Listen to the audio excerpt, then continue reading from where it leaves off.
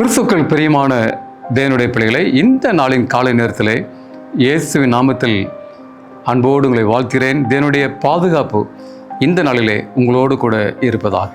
இன்றைய ஜீவ வார்த்தையாக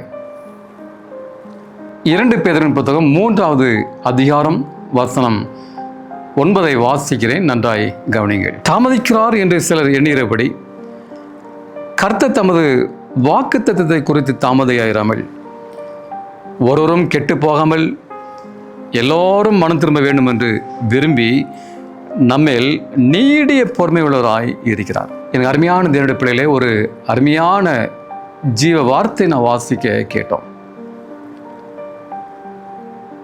நாம் சிறு வயதிலிருந்தே நாம் கேட்கிறோம், செய்திகளை கேட்கிறோம். ஏதோ இயேசு சீக்கிரமாய் வரப்போகிறார், வயதுமாகிவிட்டது, இயேசு இன்னும் வரவில்லையே. ஏன் அவருடைய வருகை தாமதம்? ஏன் தாமதித்துக் கொண்டிருக்கிறது? ஏன் இன்னும் வரவில்லை?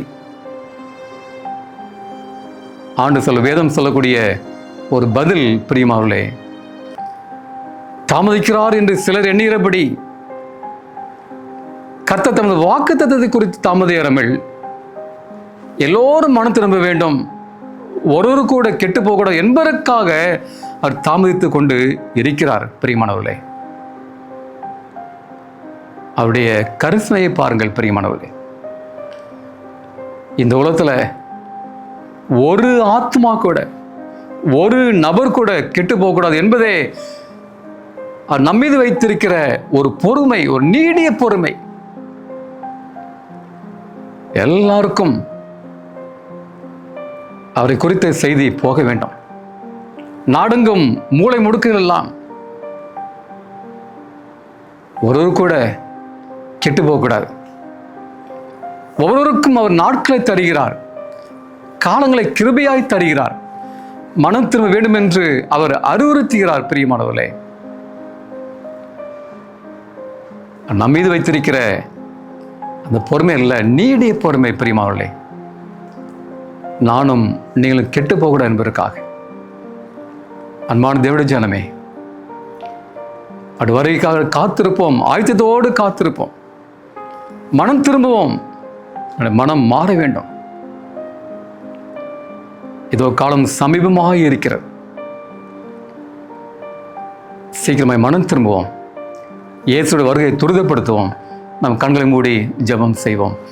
எங்களை அதிகமாய் நேசிக்கிற அன்பின் பரமபிதாவே, இந்த காலை வேளைக்கு சோதரம் அப்பா, இந்த செய்தியை கேட்டு நம்முடைய பிள்ளைகளை ஆண்டவரே ஆசீர்வதிங்க, இந்த நாளை வழிநடத்துங்க. நான் ஒருவர் கூட கெட்டு போகக்கூடாது ஆண்டவரே, நான் மனம் திரும்ப வேண்டும், வருகைக்கு எங்களை ஆயத்தப்படுத்த வேண்டும். சாமி, நீ சீக்கிரமாய் வாரும். நாங்கள் நீர் எங்களுக்காக ஆயத்தம் பண்ண கொண்டு கூடிய இந்த ராஜ்யத்திலே நான் வாழ வேண்டும். சாமி, அந்த பாக்கியத்தை பெற்றுக்கொள்ள கிருபை தாரும். இதனால் நம்முடைய பிள்ளைகளை பாதுகாத்து கொடுங்க, எல்லா தீமைக்கு விலைக்கு பாதுகாத்து கொடுங்க. சாமி, இயேசு நாமத்தில் வேண்டிக் கொள்கிறேன் பரலோகத்தின் பரம தகப்பனே, ஆமென் ஆமென். கர்த்தருடைய ஆசீர்வாதம் உங்களோடு கூட இருப்பதாக. ஆமென் ஆமென்.